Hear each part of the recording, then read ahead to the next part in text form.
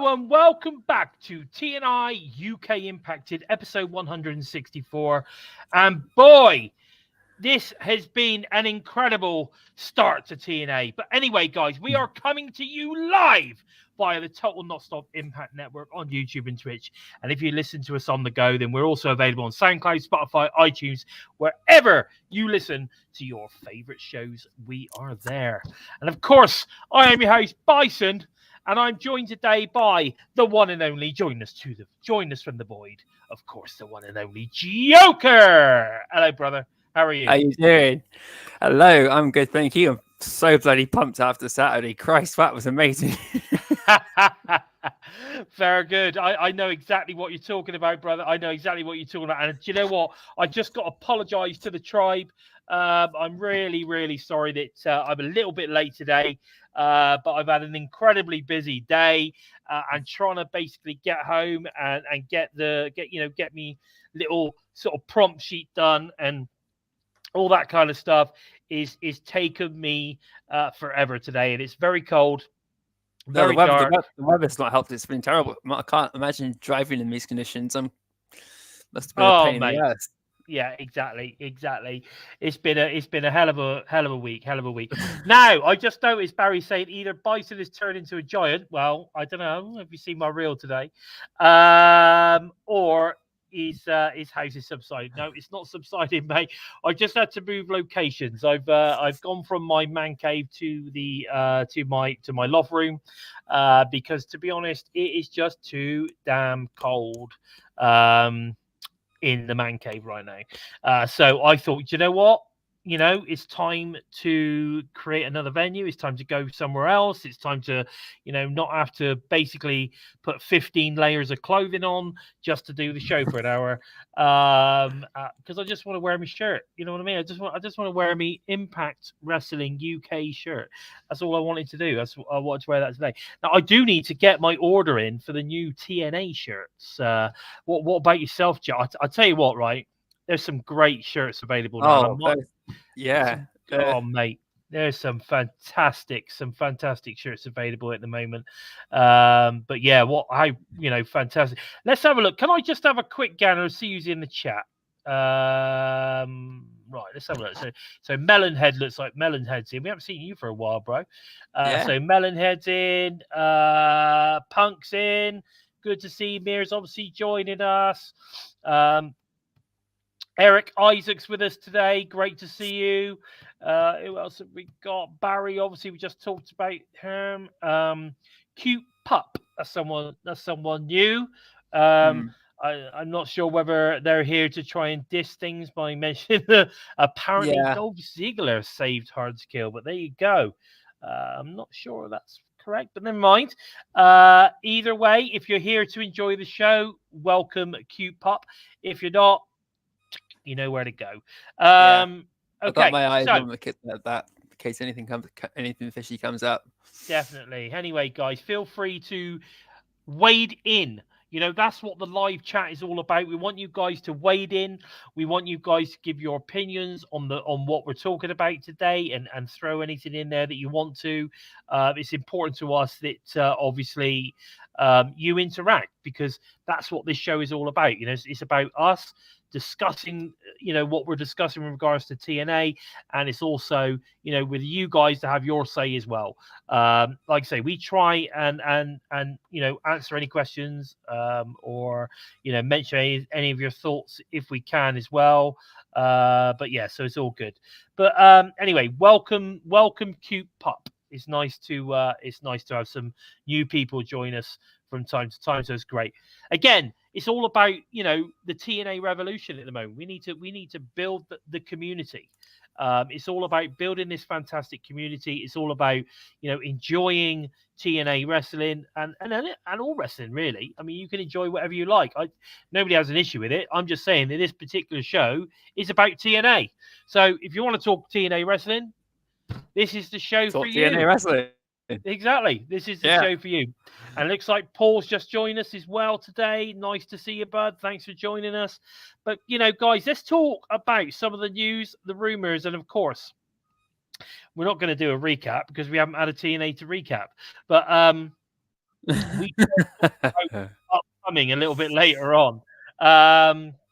Right, okay. So one of the big news has come out this week is TNA is now partnering with Star Times, which is like a TV network in Africa. They're going to be bringing exclusive TNA coverage to Africa into 2024 to screen Impact TNA Plus specials and pay-per-view events to more than 30 countries and 45 million users throughout the continent. Now it says users. Now I'm wondering whether this is actually a streaming site. I've not read it fully, so it could be. It could be a streaming thing. I'm sure someone in the chat is going to let me know. But anyway, either way, 45 million more people worldwide get to see this. TNA. That's amazing. Which is great news. Which is great. I saw that before. I was thinking about, Christ, that's amazing that they've even got a reach to Africa now. Yeah, that's fantastic. I don't even think WWE or AEW's got viewers in Africa, or not on a major network or online. From what I know. I mean, I think they have. I think they're all on channels over there, and I think we've got stuff on TV channels over there already. But I think this is extra. So and the more people get to see TNA, the better, as far as I'm concerned. And like you say, they are the second most worldwide promotion in the world, and it's only getting even more viewers throughout the world. So that's all that matters, really. We've also had the news this week, of course, that Xia Brookside has signed with Impact Wrestling. She's joined the Knockouts division, which is fantastic news. And also confirmed in an interview earlier on today, I believe, Ash by Elegance has confirmed that she has signed with TNA Knockouts division, which I think is also absolutely fantastic. Of course, Ash, formerly Dana Brooks. From WWE. I had no idea who she was until I read that she'd officially signed. And so throughout the entire Hard to Kill event, I was just like, who the hell is this? I've seen her before. Because I've never seen Dana Brooks much on WWE apart from on highlights and that. But even though that wasn't anything to write home about, and most of the time fans were just slagging her off, basically. So yeah. I think it's because I think it's got to be because at the end of the day, she has not effectively done a massive amount in TNA. In WWE. She was there for 10 years. Yeah. I think the biggest thing of note she did, I think, was she was tag team with Tenille Dashwood. And that's why a lot of people were saying, maybe we could see them tag team together again. I don't know. But I think, like Melonhead's saying there, Xia is a great signing, Ash not so much. I think you guys are doing her a disjustice. I think you need to give it a chance to see what she's about, because I know this. Gail Kim knows talent. And I don't think they would bring her in if they didn't think she was going to smash it. Just think about all of the naysayers that were saying that Trinity was a load of shit.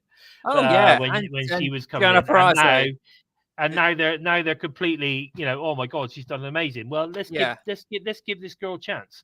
Let's see if she can be amazing, because I think the reality is she probably can be. She probably can be. We've just got to give her a shot. Let's stand by it, see what she can do.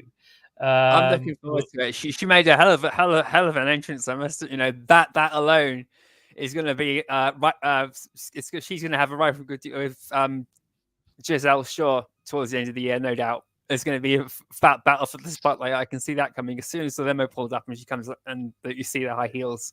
Yeah, I thought Deanna Price has got competition. Yeah, she was. Giselle Shaw's got competition. I'm thinking Deanna Price because of other whip knockouts that have come to the roster who have been put down by WWE, and everyone thought they were not going to do anything. Even Tenille Dashwood was one. She underperformed at WWE because they wouldn't give her a chance. She comes to Impact Wrestling, does a pretty good showing, whether you liked her or not. Now she's back there and she's already gone. I think. So it's just WWE just don't know what to do with some of the women they're bringing back. But they're doing pretty good stuff with Mia Yim though, so I can't fully discredit what WWE are doing. No, exactly. I 100% agree with it. I 100% agree with you, definitely. And this is the thing. I mean, Melon has said, "Oh, Trinity can wrestle well. Give Dana a chance." Let's see. You might not have had any evidence of it yet. You just need to wait and see and find out. And I'm 100% sure that TNA wouldn't bring in. I know Scott and Gail would not bring in a girl that could not go in Knockouts division. They wouldn't. Yeah. Because we're not about bringing just pretty faces in, are we? The Knockouts division is not just about that. So I think what we need to do is we need to just give it a chance and wait and see where it goes. Exactly the same with Trinity, as far as I'm concerned. Loads of people said that she wasn't great and and look what she's done. She's done an amazing job, and you could say earned her way back to WWE if all the rumors are true. So it's interesting how people react to people. So we'll just have to see. I think she's give her a shot. Matt Morris hit the nail on the head with Matt Cardona as an example. And there you go. And Bonkers is saying Dana was 24/7 champ multiple times. Awesome. Great to see Roger's back. Roger Sims in the house. Nice to see you, bud. The only thing I didn't like about Hard to Kill was Ash by Elegance showing up. WG thought she was no good because they released her. I am not a fan of her. I would have rather seen TNA sign Camille. Maybe they are trying to sign Camille. I mean, I think some people seem to think that people will just sign. You go, oh, come and sign with us, and they'll sign. You don't know. She's going to have multiple offers. Yeah, I'd like to see Camille on TNA, but at the end of the day, if someone else is coming in offered a better deal, and fair play to her. And that's the way life. That's the way the cookie crumbles. But I'll be honest with you, how can you say, yes, they released her. They did release her, but they had her for 10 years. They had multiple opportunities to release her, and they didn't in 10 years. So they must have saw something in her. There must be something. The majority of those 10 years, Vince McMahon was still in charge, just as well. Yeah, there you go. And we all know how Vince McMahon allowed all of these women on the roster to blossom and really, really show what they can do in the ring. Totally. Okay, so, and of course, it's already been mentioned, so we might as well talk about it. Nick Nemeth, the wanted man, he also arrived at TNA to close Hard to Kill. I'm over the moon with it. I think this is fantastic. I think he was a guy that I never understood why he was never literally top of the card all the time. I know that he's a 20-year vet. Loads of I we'll get to that in a minute, Mir. Calm down. And he was the sort of guy when Dolph, he was the sort of guy that I always felt deserved a lot more. And I think the issue with him, certainly in the Vince McMahon era, was more to do with the fact that he was just not quite big enough. And we all know how Vince loves a big man. So I think that was probably the issue. But man, he's an amazing wrestler. I cannot wait to see what he's going to do now in a TNA ring when he's allowed to have long matches. With some fantastic stars. I mean, it's already been announced he's going to be facing Zach Wentz. I think he did that at Snake Eye, so I think that's next week, not this week. We've also got him's going to face Trey Miguel, I think, in Orlando this weekend. So he's going to have some incredible matches in TNA, that's for sure. But there you go. So here we go. In 10 years, how many times did Ash Williams get to the WWE main roster? She went back to NXT because she could not get on main roster TV. And that's not her fault, is it? No. And that's the thing. If you don't get the opportunities, to shine, then, what can you do at the end of the day? That's down the thing. To management. That's all down to management. They probably sent her on doing a load of house shows which haven't been televised and then decided not to put her on. Yeah, exactly. Anyway, there you go. Anyway, Gary, nice to see you in the house as well.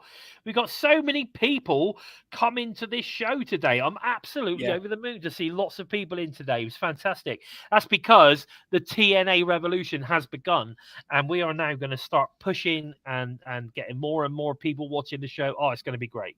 I tell you what, though, when Nick Mammoth came out, I screamed the house down, woke everybody up and the neighbours. Got a really bollock in the day afterwards, but God, it was worth it.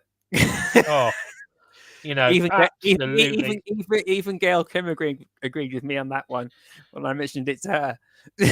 Absolutely, mate. Absolutely. I mean, it was just incredible. We've had more dates added, and venues, and a venue's been announced for Philadelphia 2300 Arena. That's going to happen on March 22nd, 23rd.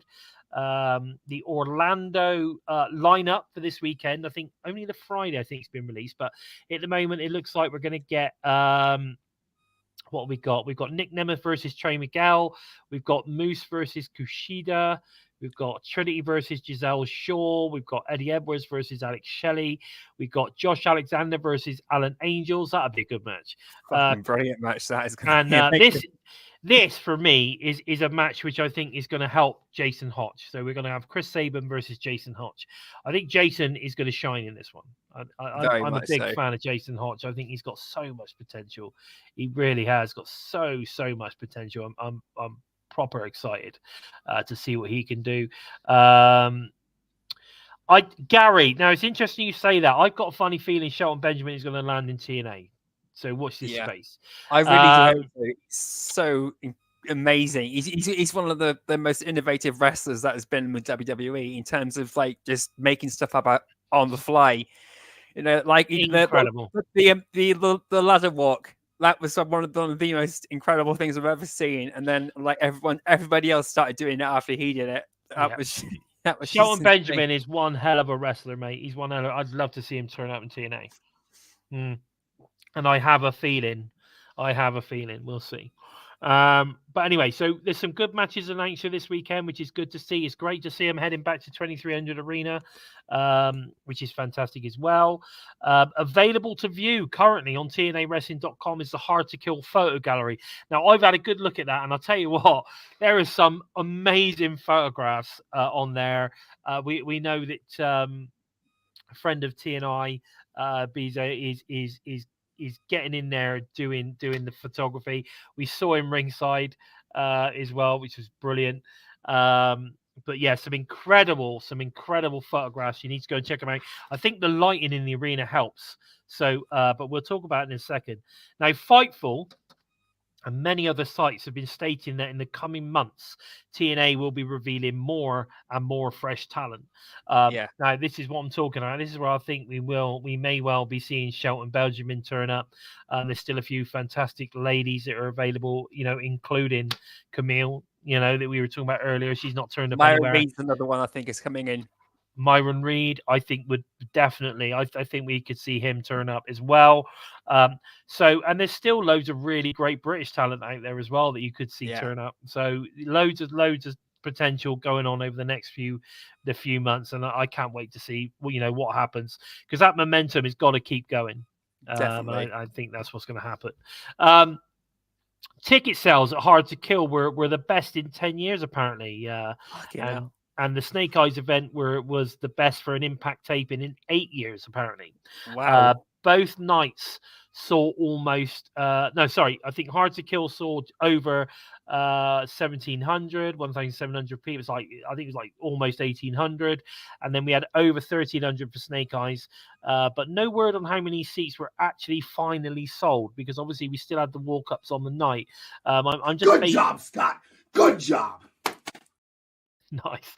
I just based that on what basically the sales look like once they closed selling online. So there's still tickets being sold on the door. And I think we could be closer to 1,800 on at Hard to Kill, probably getting on for 14, maybe even 1,500 for a Snake Eye. It was packed, absolutely packed at Hard to Kill. It was incredible. I think also when you talk about monetary value of that, when you take into consideration, you add in things like the signing stuff that they did over the weekend, selling the merch and all that kind of stuff.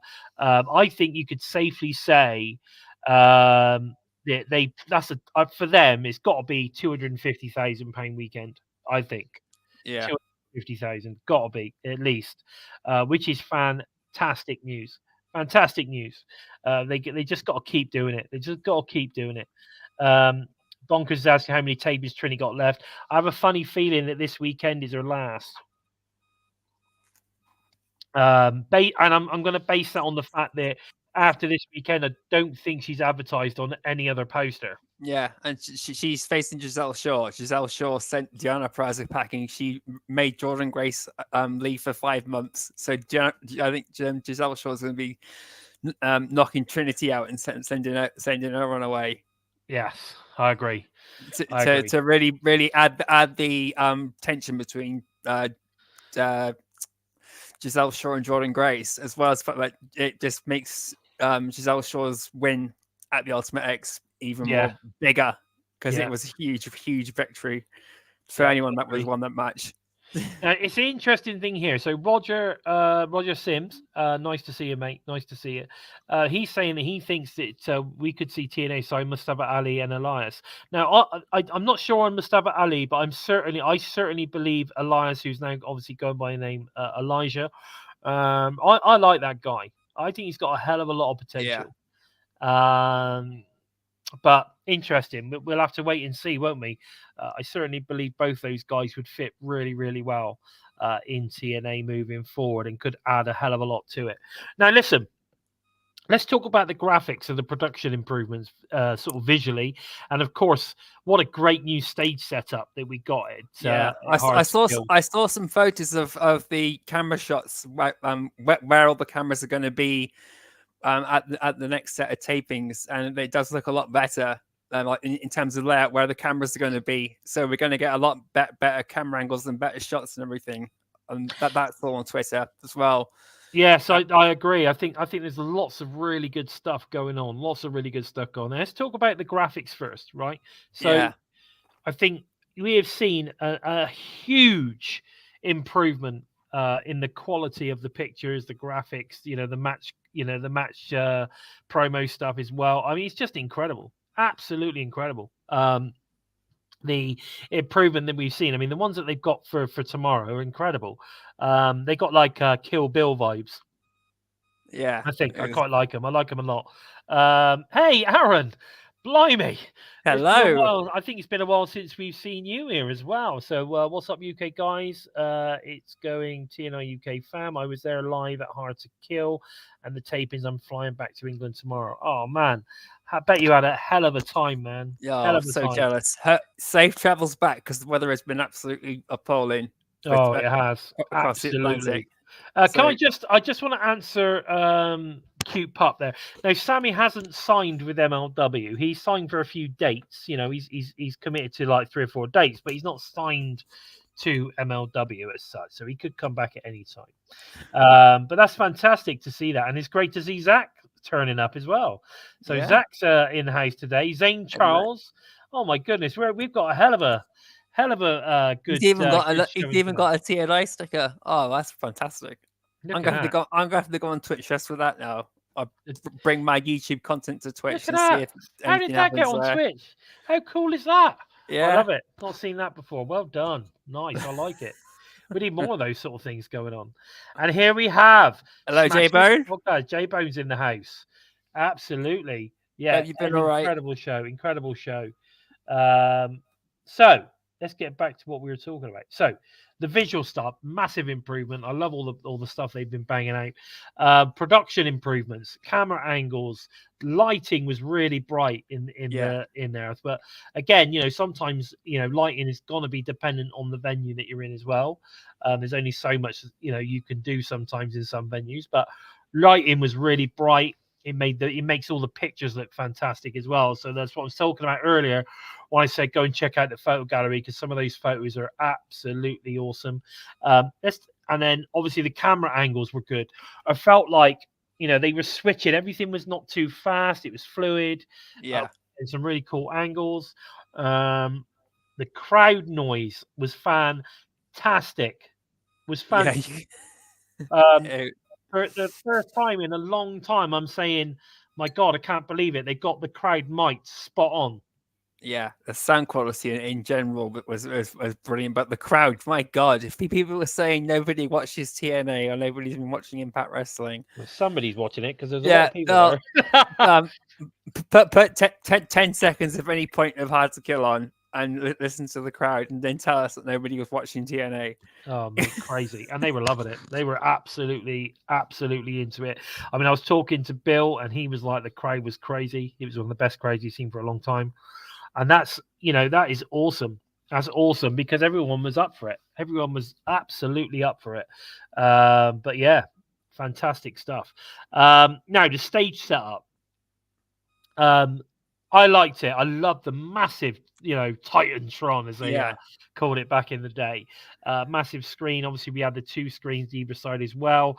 I think the 2 screens either side are always there anyway, but it's good to utilize that. And of course, we had the tunnel, which is very retro. TNA. I like the way back to the asylum. That is. Well, I like the way that rather than kind of just bring back the same style, they kind of created their own new style tunnel, and I liked it. It was very sort of kind of modern style. I think it worked really well. I liked it a lot. The only thing is I wish there was 2 of them. I think if there was one either side, that would have been even better. But it was good. I mean, I'm happy with the stage setup. And of course, they got the they had those things going up as well, didn't they? The things that they were using as drop downs. Yeah. They're now shooting them above over the top, which I quite like that as well. I thought that was really cool. So, they've taken elements that they've already had. They've upgraded a few things. They obviously had that tunnel built, which was fantastic. The lights were great. The only thing missing really is a bit of pyro. We need a bit of pyro. Pyrotechnics are always nice. We do need a bit of pyro, if you ask me. But who knows? That may come. That may come later in the year. Now, I just want to ask people's thoughts on AJ Francis and DJ Woo Kid, because I have to say, I'm going to give it a chance, but I thought they were shite.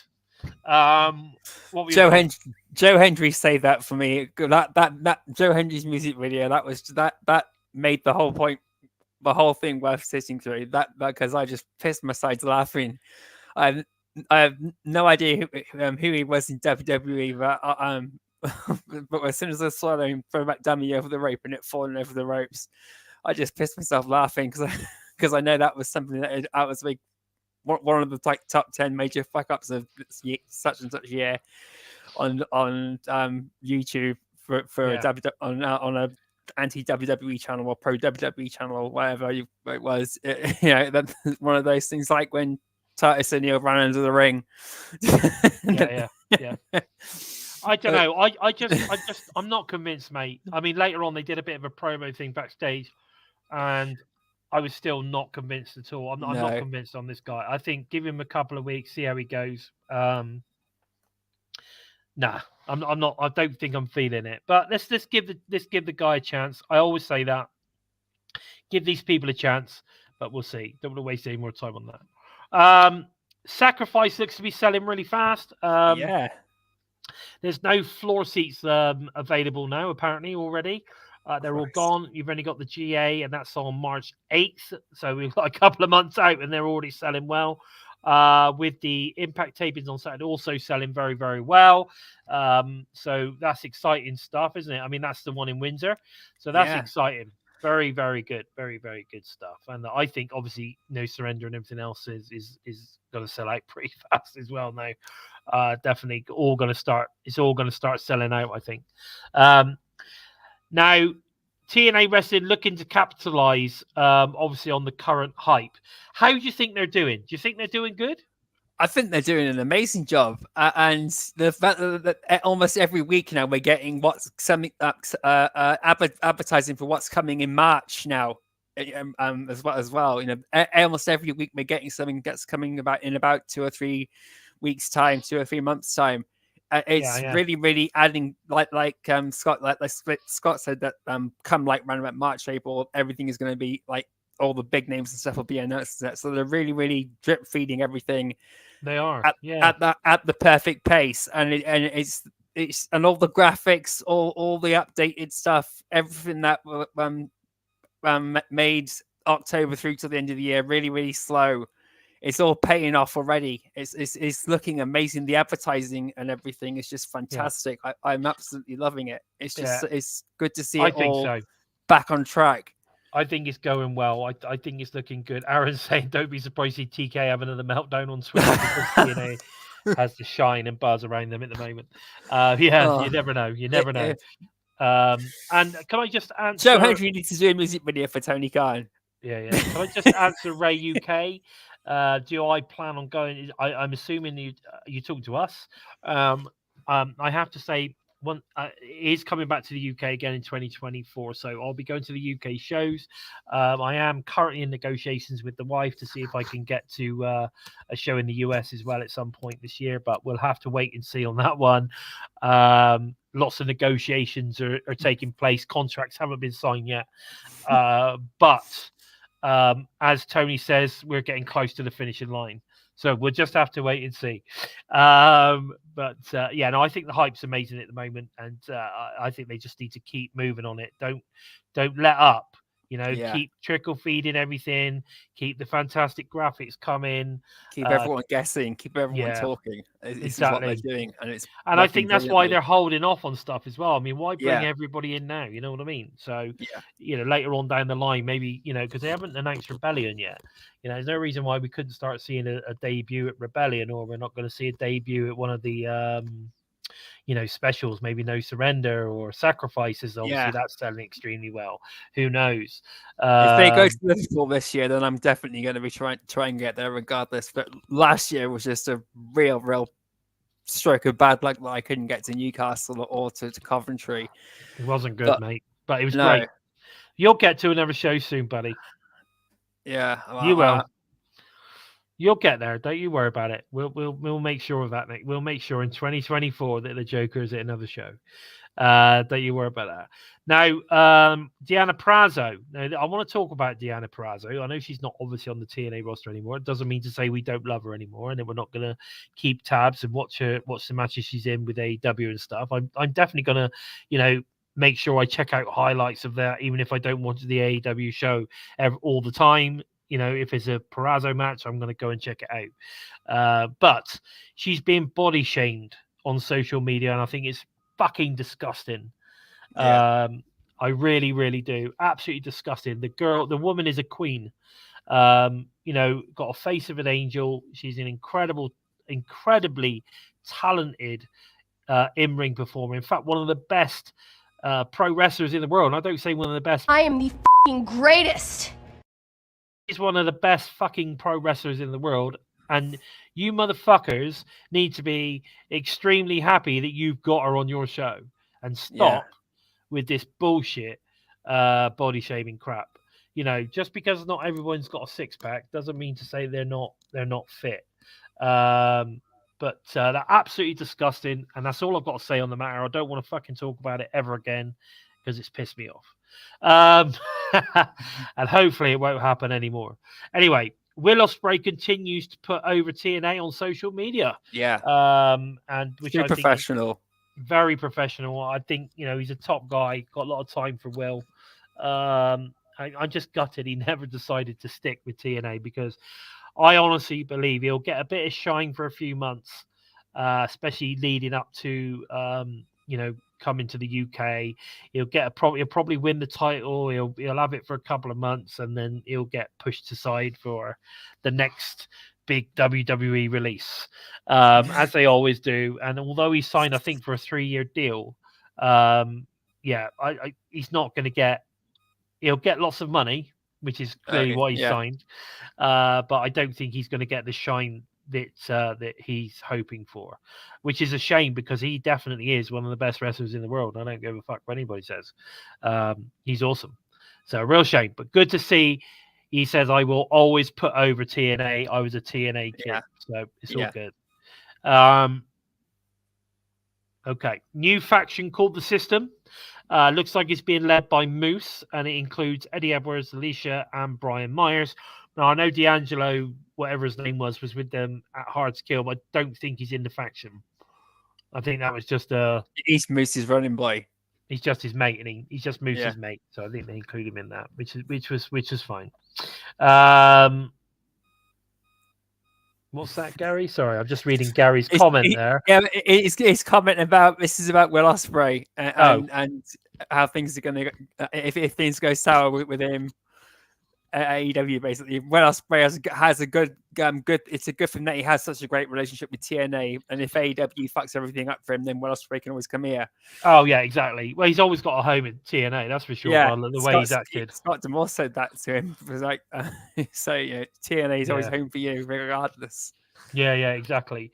Now, Cute Pup is saying that the new faction, the system is a little bit confusing, and I agree. That's because obviously I saw it building. I saw it building to something like this. I with Eddie Edwards and Brian Myers teaming up since November, and Moose, because he's got the world, he had the World Championship, so he needed a direction to go. He's always been anti-system. Brian Myers has tried to be above the system and the system of management and that, and so far he's not gotten anywhere apart from digital media champion. But he's always wanted more. Eddie Edwards, he's the one who should have dethroned Kenny Omega, but never even got a one-on-one match with him. So all of that, all the cogs from the pandemic coming through to here has led to all these guys saying the system needs the system of management is broken. We are the system. And to me, that promo they did on the countdown to Hard to Kill had me thinking of so many ways that this faction can be used throughout the year. The matches I had going through my head of guys that they'll be facing, directions they can go. Even seeing Alicia Edwards doing something like Maria did to get the Knockouts title. Yeah. Get into a multi-person match and then just swoop down and get it when everybody else has knocked themselves out like Maria did, and she took the Knockouts division hostage for 5 months. But I can see the Time Machine versus the system, Bullet Club versus the system, Moose and Brian Myers eventually going head to head because Eddie Edwards and Brian Myers being tag team champions. If they go to Ohio, have Sami Callihan come back in, have him go against the system, because we all know Sami Callihan is one of the guys to go against the system. He busted. He went against the system and busted Eddie Edwards' eye. That's true. I just want to answer Zane Charles a second. No one said that she is better than the Queen Charlotte Flair, and I'm just want to check that you do realize that to become 14-time women's champion in WWE is just because they decided that was going to happen. But anyway. They played favorites. Exactly. They do play favorites. But she is a great wrestler. She's a fantastic wrestler. Got nothing against Charlotte Flair whatsoever. She's a great wrestler. Deanna's a great wrestler. And I'd actually like to see Charlotte versus Deanna Purrazzo. That would be an amazing match. Anyway, so the new faction, the system, is interesting. It has been sort of kind of building. But obviously it just sort of kind of came out of nowhere, I guess. But hey ho, let's give it a go. We'll see what happens with that.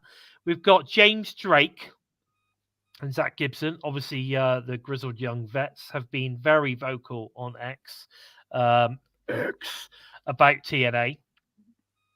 Bigging it up big time, especially James Drake. Yeah, he definitely been all over it, and I have a funny feeling there might be an X as a signed team moving forward. I saw a bloody great crowd sign for Zach Gibson. Someone had a sign saying, "I flew 200 miles just to boo Zach Gibson." I saw that. Yeah, that made me laugh. That was brilliant. And then I think that's in one of the photos on the TNA website, or it was certainly going around the X or Twitter or whatever. That's where I saw it then, and I just burst out laughing because I thought I saw it during the match, and then I saw it on there, and I just went, yes, I did, and just couldn't stop laughing.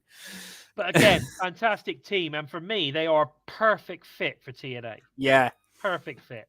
I can't tell you. Let me do it my head. My ears are itching like crazy today. I don't know why. Anyway, perfect fit. I think they're great. Zach Gibson sucks because he is a Liverpool FC fan. Ooh, there's a lot. I think. Well, I'm glad I don't like football, so It doesn't make no difference to me what football No, TV supports, but there you go. nah. No, they're both fantastic wrestlers, and I think it's great to have them on the show.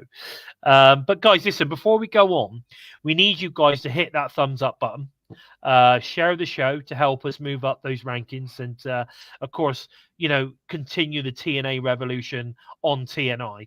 And if you feel flush, then please feel free to leave us a little super sticker. They're all welcome.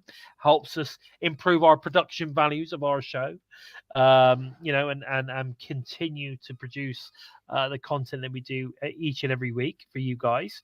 So feel free to do that. But guys, let's get into the countdown to Hard to Kill. Now, it was a 1 hour special. I had a bit of a conversation with Steve about this. He was a bit miffed that it wasn't free, in the sense that you had to buy a subscription to the TNA Plus app to be able to watch it. I got confused with the whole thing. At first, I knew that was the thing, and then as it got closer and closer, I thought that they were offering for free, and I got completely confused in the whole situation. But I did manage to catch it. But I didn't catch it on the TNA website. I had to find it elsewhere. But I did watch the whole pay-per-view on YouTube where I did buy it then. So, I at the end of the day, I've planned. I think I'm planning on switching over to TNA Plus at some point. Yeah. I'm saving up for it for a year-long subscription. We'll go to the world class subscription or whatever it is. It should be called the World Class Maniac subscription. Yeah. Maybe, I don't know, because Eric Young did a brilliant job on that intro. He did. He wrote the whole thing himself, and yeah, I read that. It was amazing. Yeah, so that passion in his voice was just real passion. I agree. So, what I'm going to talk about here is obviously it's a 1 hour special now. It's not a 30-minute free to view type scenario, so it had a little bit more to it. I thought it was really good, and I enjoyed it, and I think that is, I get what people are saying in a sense of it should be free to get people to buy in and all that kind of stuff. I get that, but what they were doing is they were using it as obviously a tool this particular time. Whether they use it again in the future, I don't know. To up those subscriptions to the TNA Plus app. And I have to say, it's a great app.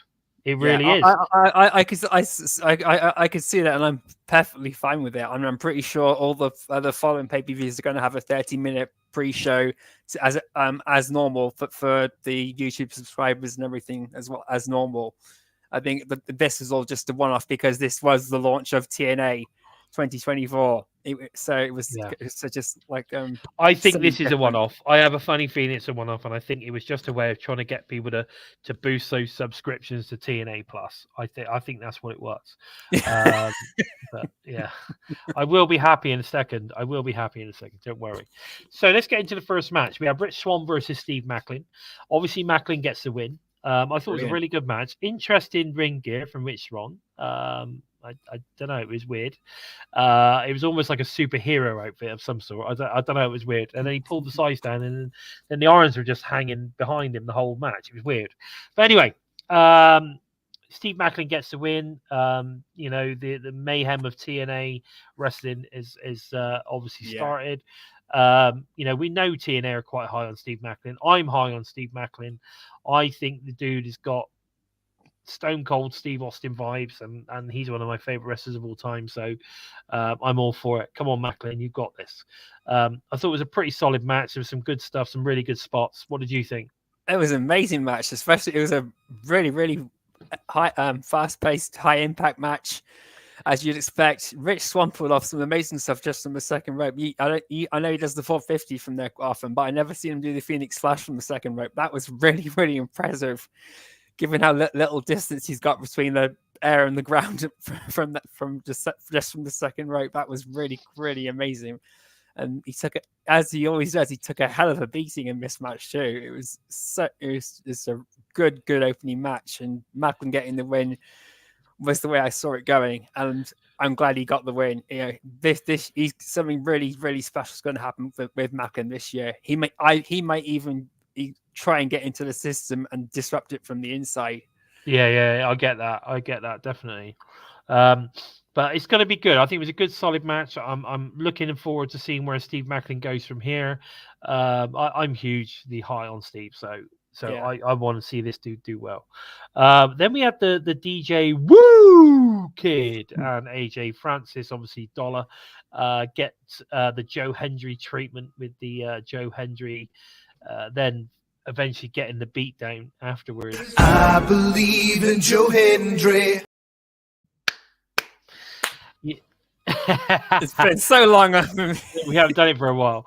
But you know what? Like, I loved it. I thought it was brilliant. The flop dollar and oh mate, they kept showing that. They kept showing it all the time.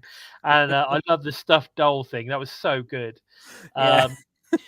As it started, I was like, oh, this is a bit lame. And then as it got going, I was like, oh, actually, this is really good. So it was good. It was nice to see, obviously, AJ get a bit upset, but a real shame that obviously Joe ended up getting a bit of a beatdown. But I'm sure this is the start of a big feud. What do you think? Yeah, it's Joe Hendry's dug himself into a hole. Now he's got to give everyone a standing ovation. You could be right. You could be right. Believe in Joe Hendry. You could definitely believe in Joe Hendry. So I'm glad to see that. I'm really, really glad to see Joe is back. There was a lot of speculation because we haven't really seen a lot of there hadn't been a lot going on with Joe. People were like, what's going on with Joe Hendry and all that kind of stuff.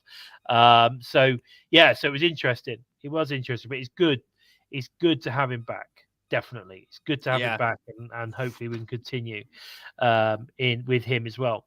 So we then got the system. Obviously, Edwards and Myers versus EY and Kaz. Now, obviously, after a really good match. I mean, if you were not sure whether to buy, you would have bought it on this because this was a really good match. When System get the win, it was good to see EY and Kaz, TNA originals, tagging together. And we saw it on the tour, didn't we, as well, which was quite nice in the UK. But I don't know. I thought this was a really good match. Obviously, it's the first win for the System. What are your thoughts?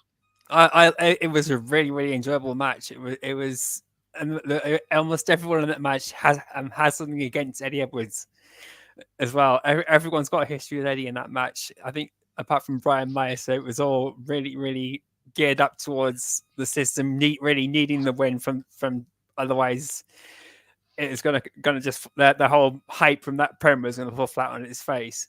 But the match was brilliant. Eric Young and Frankie Kazarian worked so well as a team, and so do Eddie Edwards and Brian Myers. They from what we saw last year to Hard to Kill, they've upped their game greatly. It's been amazing, and it has been amazing. Definitely, I think they're doing an amazing job. You've not missed the show, Courtney. We're still going. Yeah, we're still there. We're only just into the countdown, Courtney. So don't worry. We are well and truly here for you to enjoy as long as possible. We still got probably at least another 50 minutes to go. So thank you for joining us, and leave us your thoughts on everything we're talking about. What you have missed is believing in Joe Hendry, though. You've missed that moment. That's past. But anyway, so the System thing I think is pretty damn good. I'm down with the System. The System stole the show for me. I must admit, they stole the show. You think? Yeah, the whole when the System's promo, like I said, when after they did their promo, so much is going through my head about what could happen with them, and then seeing Moose, Eddie Edwards, and Brian Myers get the win, they technically stole the show. Okay, all right. Well, you could say that they, as a faction, you could say that they came out. That's what I mean. I meant it like as a metaphorical thing, rather than definitely. As a faction, they sort of kind of came out on top, didn't they? Yeah, That was the whole thing I've been getting at every time I've said the system stole the show. I've been waiting for someone to question me and then go, oh yeah, they were a load of crap. Yeah, exactly. That always comes out, doesn't it? Okay, so my favorite part of the countdown to Hard to Kill came next, and that was with the DMC title match: Tommy the Nightmare Dreamer versus Crazy Steve. You know, I mean, I thought it was a solid match. Well, it wasn't that, you know, it was okay. But I have to say, the fact that Crazy Steve is now the new digital media champion is fantastic news. I'm super excited. I am going to give Tommy Dreamer credit. He lost £40 since November to rock this match out. But I'm so pleased for Steve. He's friend of the show. You know, he's been on the show. We've had him on here. He was on here for like an hour. We did an interview with him. He was on here for about an hour, and I have to say the dude is great. And I'm so pleased with Steve. I think it's I think it's great. Absolutely great. Really happy for Steve, and really happy that Tommy Nightmare Dreamer is no longer the champion. And I hope we won't be seeing him much more in matches or on TV. I don't mind him being in the backstage stuff, but he needs to be out of matches. We don't need to see those flabby arms. We don't. But fair play for losing £40, Tommy. Good lad. But there you go. So we then head straight in. Oh, I know something else I want to talk about as well. Actually, I want to mention. Did you notice that Tom and Matt Rabel were in the balcony area? Yeah. You know what? Now, the thing is, right, it made me chuckle because it reminded me so much of the Muppet Show. And the two old dudes that were sat up in the balcony and was just like, oh, this is shit. Yeah. Do you remember the two old miserable bastards? Yeah. So it reminded me of that when they kept going back to that. But anyway, so we then get to Hard to Kill. It opens up. We get an amazing opening segment with a great speech from Eric Young, who apparently wrote his speech himself, which was interesting to hear. A lot of passion was in there. We had like the entire roster out there. Yeah. And you know what? I thought that was a real cool moment for Alicia Edwards, actually. Not Alicia Edwards, sorry, for Tasha Steelz, because she was the first one to come out. Of course, the whole roster were there cheering her on as she came through the tunnel. So she was the first, you know what I mean? She's the first person that Hard to Kill to come out of the tunnel, which I thought was really, really cool. And that was good. So let's get into the match. I mean, it was the Ultimate X. We've got Tasha Steelz, we've got Alicia Edwards, we've got Giselle Shaw, we've got Jody Threat. Of course, we've got the new signing Zaya Brookside, and of course, also recently signed Danny Luna in her first Ultimate X match. This match was great. And I said it before. I think Danny was almost taking that kind of Jordan Grace spot because she's so powerful and so strong. And she was doing sort of kind of like the power moves and stuff. I thought Zaya had a couple of great spots in there as well. I thought this was a really, really good match. What did you think? What did you think, mate? I think the Knockouts Ultimate X, it should, or if it's not going to be, a Hard to Kill mainstay, because it was amazing. It was Tasha Steelz, Alicia Edwards were in it before, and they did amazing. Danny Luna was absolutely incredible. I have to agree with everybody and everyone in the chat. Paul, Danny Luna was unbelievable in this match. She was so impressive, as was Zaya Brookside. It was just really, really good. Giselle Shaw was the favorite to win, and I picked it to win, as well as cheering on Alicia Edwards. Well, it's funny because I had it sort of kind of tied between Tasha and Danny Luna. Yeah, I did. I did. Yeah, I could have seen Tasha Steelz. The way it ended was brilliant because Danny Luna was up there and Tasha Steelz and Giselle Shaw. So I thought, well, it's getting down to the three who are probably going to get the biggest push early on in the Knockouts division this year, outside of Jordan Grace and Trinity, if Trinity's still around. So we've got like our top three number one contenders, basically. We certainly have. I think there's definitely a top 3 contenders in there, and it's interesting. It's going to be interesting to see what they do with Zaya, because they got her facing Tasha Steelz, I think, tomorrow night, and I'm assuming that's going to be amazing. Yeah, it's going to be a great match, but I'm assuming Tasha's going to come out victorious in that one with obviously Zaya being the new girl coming in. But I'm sure, over time she's gonna get a big push in there. I thought Jodie Threat was fantastic in this. At one point she did like cannonball off the there was that, but she also had 2 knockouts on her shoulders. Which was pretty cool at one point as well. So there was a lot of really cool stuff going on during this match, and again, I think the knockouts did exactly what we expect them to do. They literally stole. I think they just smashed it, didn't they? They just smashed it.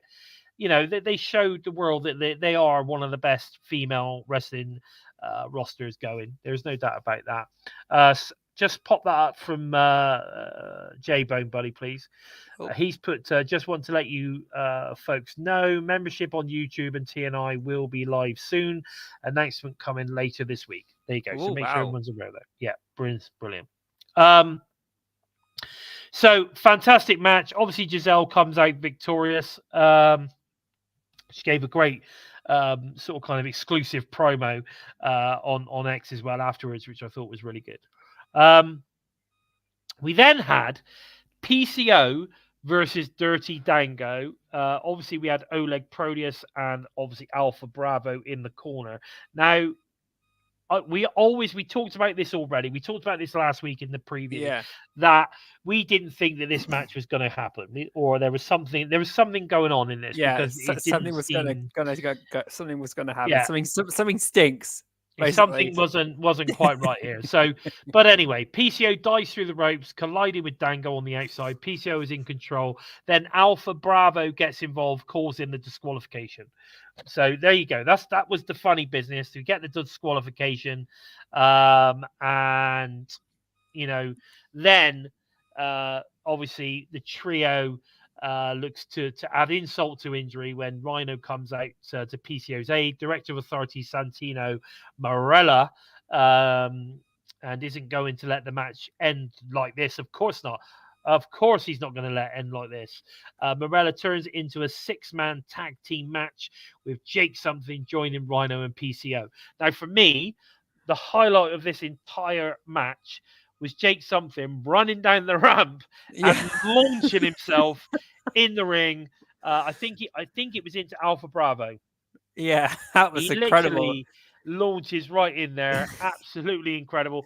It was the highlight of this match for me. He went over halfway across the ring from about halfway down the ramp. You talk about Roman Reigns having a Superman punch. Well, Jake Something he flies like Superman, mate. Yeah. It was like a Superman clothesline or something, or shoulder bars. I don't even know what it was. But he just literally flew through the air like a speeding bullet. It was incredible. I loved it. But this match, like I say, it was a fairly solid match in the end. It was, it was fun. But again, it was sort of kind of a bit weird. But anyway, PCO, Rhino, Jake Something get the win over Dirty Dango. And Proteus and Alpha Bravo. Alpha Bravo's kit was pretty cool though. I quite liked it. The full white kit with the TNA logo on it and all that kind of stuff. But of course, Dirty Dango still hates TNA. But there you go. You're right. Bonus baby, you're right. Alpha Bravo took an absolute beating. Good for him. Good for him. Now you feel sorry for him, after everything that happened with him and Ty Valkyrie, and now he's got all this with Dango. Yeah. Unbelievable. We then get footage of the glamorous female arriving at the Palms. All we really got was a foot shot, and then the very glamorous hairstyle and clothing that she was wearing as she come out of her limo. And of course, we had George Iceman was bringing her into TNA by the looks of it. At this point, we had all the speculation. People going, "Oh my God, who the hell is this?" Blah blah blah, which is great. And then so there was that segment. That was all done. Did you have any ideas? Did you start thinking to yourself, who's that going to be? I had no idea at all. Even when Matthew Redroth was saying he thought he knew, I had no idea at all who it was. Yeah, I just couldn't put a name to it. It was so brilliant. yeah, no, definitely. I totally agree with you. So we then move away from that. We get the Knockouts World Tag Champions MK Ultra make an unscheduled appearance for a surprise championship match, which we all kind of knew was coming. We then get obviously the Knockouts World Tag Team Challenge MK Ultra versus a returning Rosemary and Havoc in Decay. This for me was absolutely awesome. I was so happy to see Rosemary back. I think it's a totally fitting that we get Rosemary and, of course, the original version of Havoc back as well. They looked absolutely superb in the ring. I thought the match was great. I loved the moment when Killer Kelly and Rosemary lifted, they broke the internet. That was fantastic. Yeah, that was all over the internet at that moment. But great to see Decay back. They deserve to be back in TNA. Rosemary had a fantastic new look. Havoc had a new look as well. I don't know if you saw the photos with them and the titles afterwards. I love the whole the walking stick thing that I did. That's fantastic. She looked fantastic. The top hat and all that kind of stuff. So I thought this was a really cool match. I really enjoyed it. I'm very cool with MK Ultra losing the titles to Decay. I was surprised though, because I honestly thought that MK Ultra had this in the bag for a while because they're so over. But I don't think this is the end of it. I think we could certainly see a lot more of Decay versus MK Ultra in the future. Do you think? Yeah, I'm hoping it's not going to be one match and then we don't see Killer Kelly and Masha Samovich because we don't know what's happening with their contracts or anything at the moment or how long they're signed to TNA. But the Decay winning, I'm happy with. MK Ultra losing, I'm mixed with. I really did hope that they would win and keep the titles for a bit longer because they've been promoting the hell out of them and being champions on the independent scene as well. Yeah. So I was a bit gutted about that, but I can see this going into a rivalry for about 2 or 3 months, and if it does, I want to see it go down to a 2-on-2 dog collar match, like how and see if maybe if they can then form an alliance or just destroy each other. Yeah, that would be interesting. I mean, but I see. I mean, I've been talking about this for a while. I can see why they wanted to bring Decay back in the form they're at the moment. I can see Su Yung bringing Ali back from the Undead Realm. We get an Undead Ali or Undead Bunny, whichever she wants to come back as. I'm assuming it'd be an Undead Ali. Comes back with Su Yung, and then we get like Paradox. We get some sort of thing going with them, and then eventually what will happen is Rosemary will eventually the whole time will be trying to get through to Ali, and when they finally get that match, they get in there and we'll end up with Rosemary finally getting through to Ali, and then Ali kind of turning on Sue, that sort of stuff. I think that would be quite fun. But I don't know. We'll see. But either way, the fact that Rosemary is back is fantastic. She's amazing. She's so good. Yeah, love Rosemary. Rosemary was the knockout that showed me that TNA is the place where women that do something completely different. She's my favorite knockout of TNA history, hands down. I was so glad to see her back.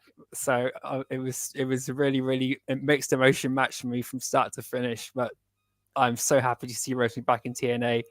Yeah, I am too. I think it's about time. It was fun having Courtney Rush for a while, but I think we need Rosemary back. She's the best.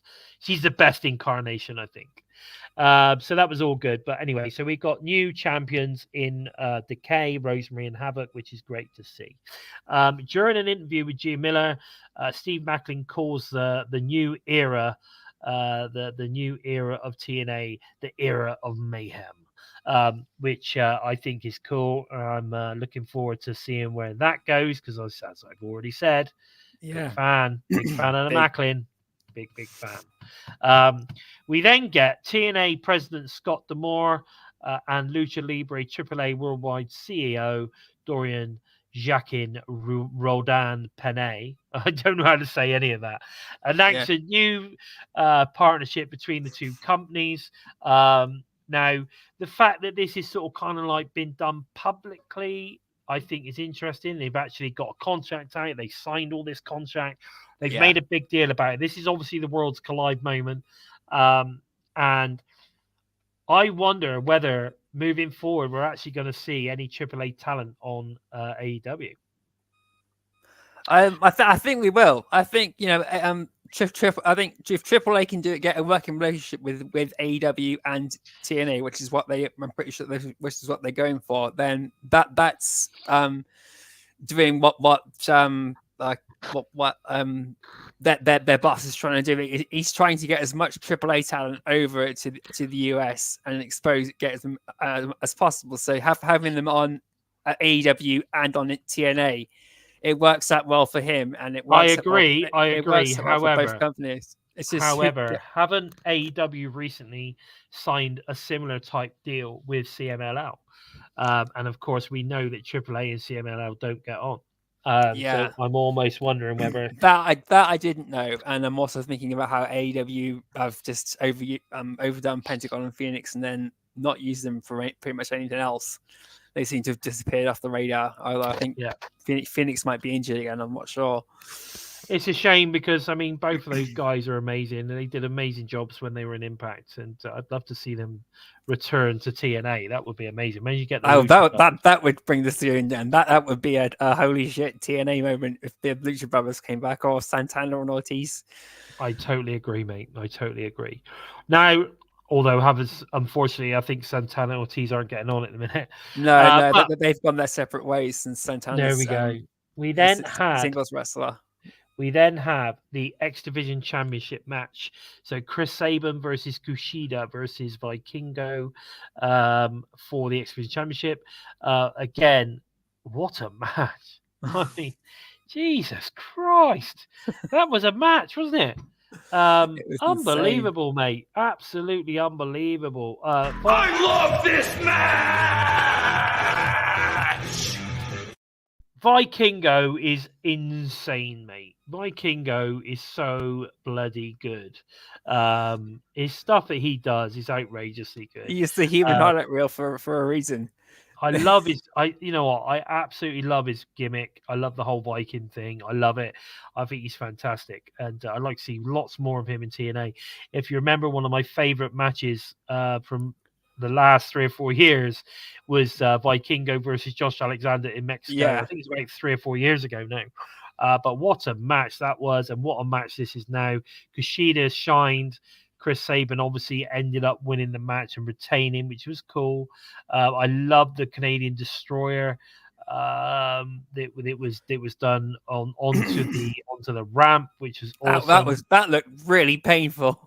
Oh my god, that must have hurt like hell. That was just so good. And you know what? I love the way that no matter where these talents are, that they give credit as well. So the Tom Hannafam's talking about the Canadian Destroyer. Of course, that was a homage to Petey Williams, and all that kind of stuff. And I love the way they do that. And Scott was one of the guys who trained Chris Sabin as well. Just unbelievable, mate. Just unbelievable stuff. So great match. Really enjoyed this one. Chris Sabin retains, continuing as the 10-time champ. Now we then go into what for me was one of the matches of the night. We had Josh Alexander versus Alex Hammerstone. Now, if you are a pure old school style wrestling fan, then you're gonna love Alex Hammerstone. He really is. He's a bit shorter than what you would class as, like some of the big dudes of the past. Yeah, but he looks $1,000,000 and can wrestle like no other. He's a fantastic wrestler. You've got Josh Alexander, a fantastic wrestler. It was an incredible match. And what I found even more impressive was the length of it as well. It seemed, I mean, it was at least 20 minutes. Am I right? It was about 23 minutes long, and Right.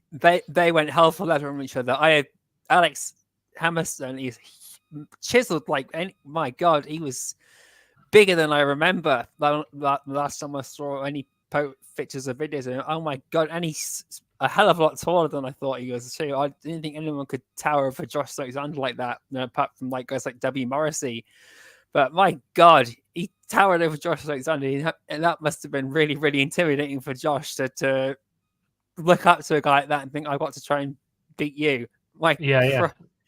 He's a beast of a man. The mental aspect of putting on a good match against someone that big must have been intense. That alone was just added so much to the match, and it was incredible. The moves both of them did, the high impact moves, the submission game, everything was just amazing. This is probably one of the matches of the night contenders. I think I put about 8 up on our Facebook page of matches of the night contenders. if you're in the Facebook group, it was just an incredible match, top to bottom. I mean, I wasn't bored the entire time. I thought it was fantastic.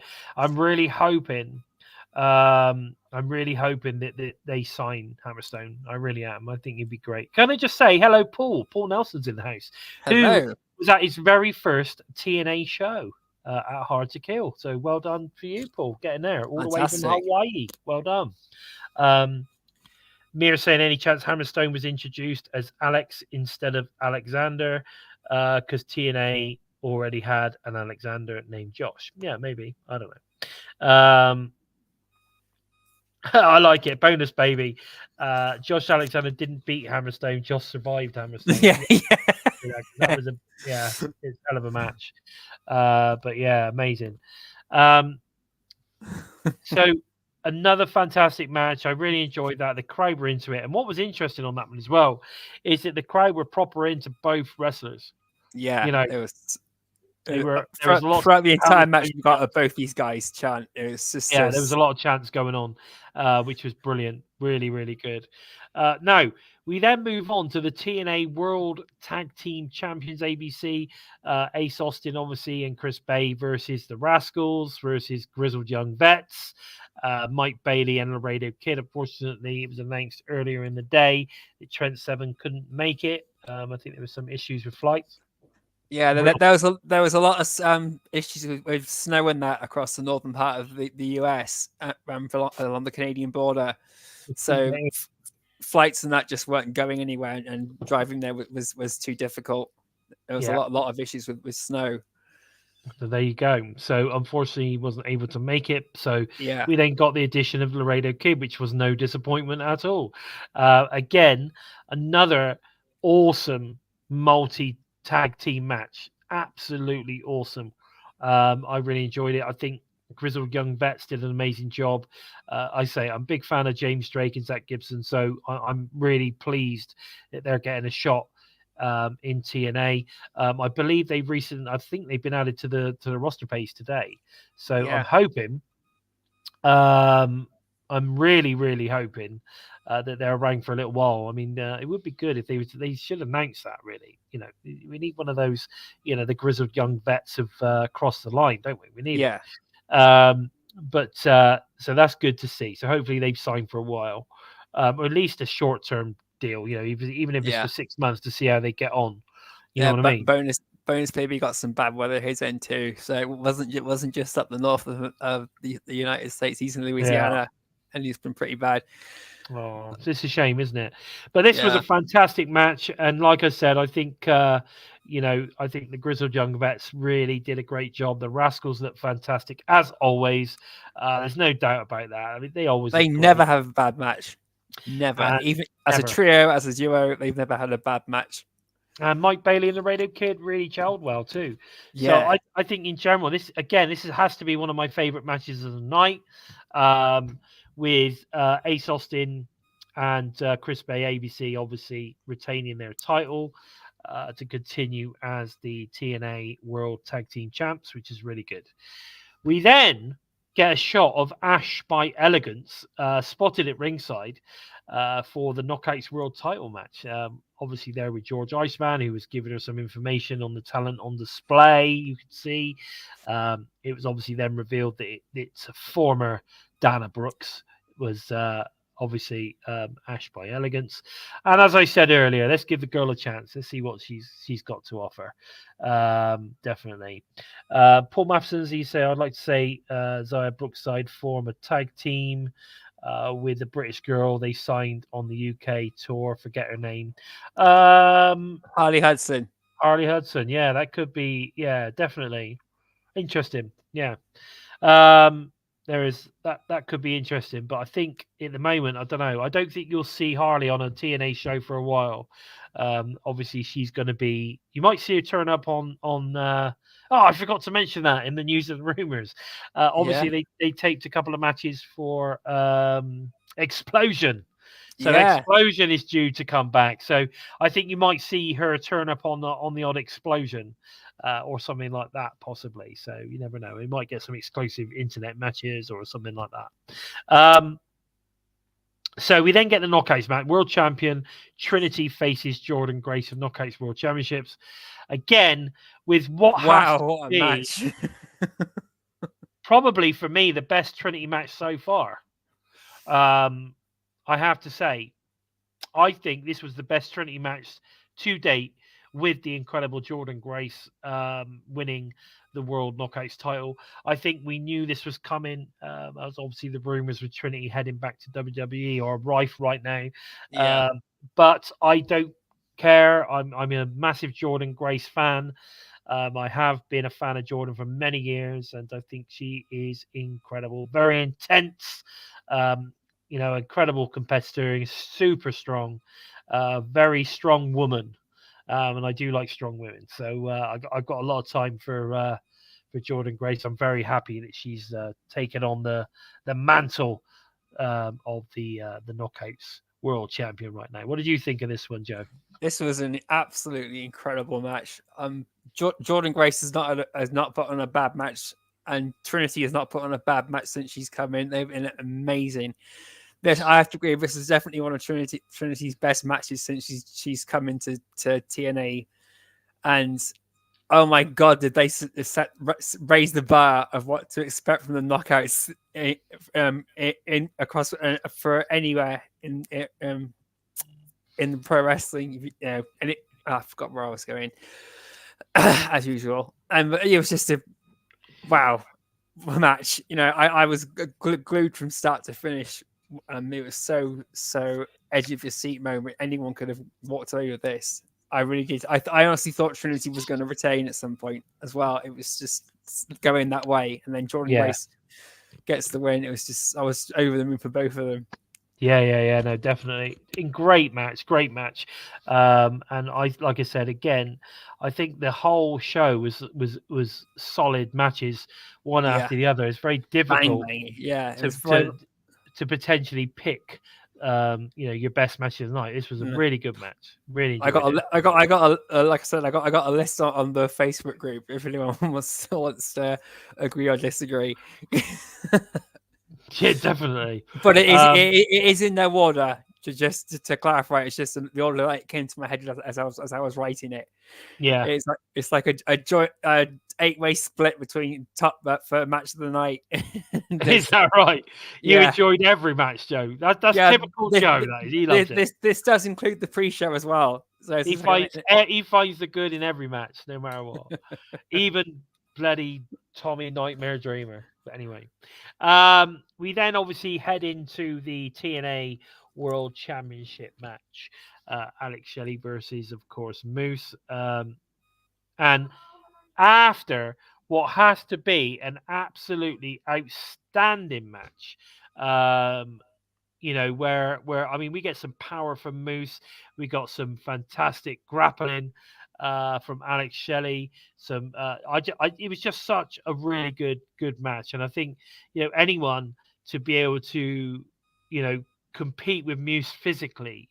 When you consider the size of Moose, fair play to Alex Shelley. He put on a great show, but Moose was just too much for him tonight, and Moose becomes the first TNA World Champion of the new era. And of course, another win for the system. What was your thoughts on this match, Joe? It was really, really hard to take your eyes off of this match. It was blink and you're going to miss something special. World title match, and like you said, for someone to step up to the plate and go up against the guy as big as Moose when you're someone like Alex Shelley, or not a huge heavyweight wrestler. Alex Shelley just proved why he's one of the greatest in the world in this match. It was so impressive to see him take it to Moose like that and wear him down. You can see the technical prowess that Alex Shelley has and has given to everybody else he's trained, shining through throughout this match. He's just one of the greatest in the world. He's severely underrated. And bonus baby. Did you notice that as well? There was a slight remix of the Moose theme. Did you get that? Yeah, I got it too. It was Moose's seems what gets like it's been remixed like twice now, so it didn't surprise me yet. With the new TNA era coming in, Moose needed a huge revamp. His character has changed a bit more to a lot more focused heel mode now, and but I did watch a video that Moose had shared from the last minute of the match where it's got a wide someone right at the back of the crowd, so they got a view of everybody almost everyone that's in attendance. You can see ringside Bill because they're facing that way towards the ramp. They just went the noise the crowd made when Moose won the title was just amazing. The crowd just erupted, and then unfortunately they didn't show what happened next. It just went on for the minute and then it cut off. So what happened? I guess I don't think Moose would have shared that if it did have it on. He cut it out himself. Moose. No, it was amazing. It was amazing. Actually, bonus baby, you are right. I'll correct myself. I guess he's the second champ of the era because obviously Alex Shelley was crowned the TNA World Champion. So there you go. But yeah, fantastic moment. Then we get after the match, we get Nick Nemeth arrives in TNA Wrestling. He goes face to face with Moose. Nemeth delivers a super kick to Moose, then takes him out in the middle of the ring. Nemeth stands tall as rest of the system watches on. TNA, and then he stands tall, goes out into the crowd. We get all the crowd shots. So crowd going mental. Nick ripping off his shirt to reveal his TNA shirt underneath. Big moment, absolutely fantastic. I can certainly see we're going to get Moose versus Nemeth at some point later on in the year, and I think we're going to get Nemeth versus Finlay in New Japan as well. No, I agree with you, Super Jack. Jackie Nemeth was also taking on Matt Cardona as well. Somewhere, I think it's at GCW. He's taking on Matt Cardona. Yeah. So he's taking on some really big names across the independents right now. Yeah, no, it's going to be great. It's going to be great, and of course, obviously TNA Hardskill goes off the air with the crowd shots of Nemeth and all that kind of stuff, which was a big thing. I thought it was fantastic. I had I was totally engaged for the entire pay-per-view. At not any point did I sort of start to zone out, not have any interest. I thought the whole thing was really well done. I love the production value is so much higher. The sound quality is so much better. The lighting is better. And the matches were just fantastic. We had some lovely surprises, got some new stars in the making potentially, and stars coming in. I think it was really good stuff. Really, really good stuff. I'm excited. Very excited. Overall, I'm going to give it an 8 out of 10. If you were to number it, what would you give it, Joe? 9 out of 10, 9.5 out of 10. Really? You enjoyed it that much? I absolutely loved it. It was one of the most enjoyable pay-per-views I've watched in the 2006 to 20 for about 12 years. I've been watching Impact Wrestling TNA. Yeah. It was amazing. It was right up there with Summerversary 2017, I think it was, with Sami Callihan and Pentagon Jr. Right up there with that, and Hard to Kill 2022 was amazing. Hard to Kill 20 and basically since Scott D'Amore's come in, it's been getting better and better and better, and now Scott D'Amore has made it hit its stride, and he's going to carry it on through. He's been Booker of the Year twice, 2 years in a row, and I think he'll be getting it again this year. Fair dues. Mir's. Oh my God, Mir, we finally agree on something. Yeah. It's an 8 from Mir. Bonus baby 8.59. Yeah. So we're all on the same level, roughly. I think so. We're all on the same. It's going to be good. I'm going to say an 8 because I'm expecting more to come. So I don't want to, I don't want to go. Come on, let's start hitting 9s and 10s. When then we've got nowhere to go. But I'm going to go 8. I'm going to go 8. Yeah. But it's good. I really enjoyed it. Now listen, not only did we have the Hard to Kill pay-per-view, we also had the Snake Eyes TV tapings the following day. Now I believe they give us 2 weeks worth of tapings. The weekend coming, we've got some. I think they're going to get 4 weeks worth of tapings in Florida. So interesting where we're going to go with it. Let's talk about the stuff that we've got announced for tomorrow night on TNA Wrestling. Of course, TNA Impact Wrestling. So I'm looking forward to that. The if you think about it, it's the very first proper TNA Wrestling Impact show of 2024. Yeah. Now, at the moment, we've got Nick Nemeth is set to address the Impact Zone. So that should be interesting. Hear what he's got to say. I'm sure that'll be a way of setting up a match for the following week because I believe he's facing Zachary Wentz at some point. We've also got Grizzled Young Vets are taking on EY and Kaz.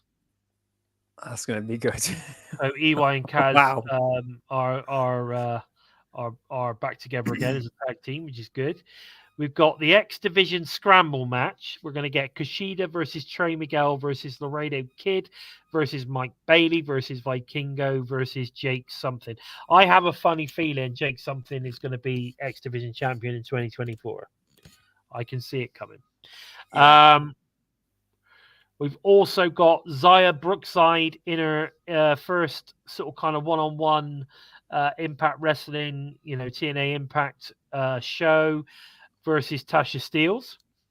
That's going to be really interesting. I'm looking forward to this match so much. Yeah, that should be interesting. And then, of course, we have the match of last year, or no, actually, well, one of the matches of last year being repeated. Josh Alexander takes on Will Ospreay in the main event. So, Alexander Ospreay 2. Yeah. The graphics for these matches, oh my god, it's amazing. Yeah, they're incredible, aren't they? Absolutely incredible. I'm over the moon with the Ospreay and Josh Alexander and the 6-man match. Those ones are really, really stand out. They're just, oh my god, they add so much to the feel of the matches. It's just a lot of things like that. It's just amazing. Absolutely. It's amazing because you don't think about it until you see it, and then you look back on it and think, wow, it does actually make such a huge difference. Exactly, definitely. I'm looking forward to it. Can I just say hello to Armin?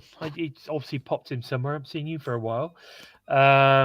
So yeah, all good. So I think tomorrow night is going to be a hell of a show. I can't wait to watch it live.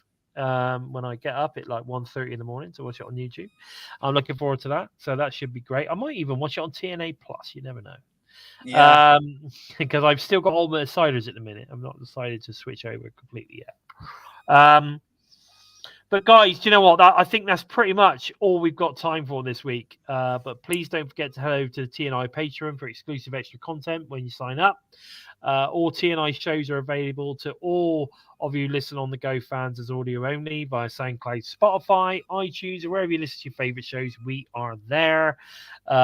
Also, if you want to show your support for TNI UK team, please feel free to slap us a super sticker or even head over to the prowrestlingtees.com /Total Impact, some great shirts, or head over to our exclusive Spreadshirt merch store. Links, of course, are below. So make sure you go and check that out. Where can we find you on the socials, my buddy? Where can we find you? You can jump onto the Twitter or X thing and look for at or Facebook. Look for search Twitter first. Look for at JOK Empty Space on Twitter or X. Jump onto Facebook or Twitter. Look for hashtag Empty Space, hashtag Into the Void, or if you fancy to take a taste of and you sense of humor, hashtag Daily Giggle, but approach it with mind and you just might keep your sanity. And if you jump onto YouTube, look for at JOK DBJ87, you'll find my YouTube channel there. I posted the link to it on last week's video if you want to find it there to check out some of the YouTube content I've been doing recently. And yeah, tune in, guys, and see you. And cheers. Bonus, baby. TNA is fucking yeah. Yes, it is. It hasn't sunk in yet. It hasn't sunk in. It still hasn't sunk in. If you want to find out more about the Bison, you can find me on the X at Lord Bison 45. Please feel free to follow me. I'm building up some follows at the moment. Come and join the TNA revolution. TNI-UK are pushing it all the way. Let's join the family. Let's get us all talking, all promoting, enjoying wrestling, enjoying TNA wrestling. Don't forget to follow out We Talk Impact. Pardon me. I don't know if they're going to change that. We Talk TNA. I don't know, maybe. But go and check out We Talk Impact on the X, on Instanet, and of course the Facebook. Go and check that out. We also have a TNI UK Facebook group. Go and check that out. I think we're well over 100 members in there now, so feel free to come and join that group. It's literally total non-stop Impact United Kingdom. Go and join the group. It's great to talk to you guys and have as many people get involved in the TNA revolution as possible. But guys, please take the time to help us out moving up the rankings on YouTube by giving us that thumbs up. That is so important. And if you're new to us and you like what you see, then please consider hitting that subscribe button so that you don't miss any of the great content coming out from the TNA crew each and every week. And of course, don't forget to hit the bell. Give that bell a tickle. Give it a squeeze. And of course, smash to never miss any of the great content coming out from TNA related to TNA each and every week. It's really important. You got to do it, guys. You got to do it. Smash the bell, hit the subscribe, give us a thumbs up, share the show. Let's build this TNA revolution. Let's show everybody what we see and how good TNA wrestling is.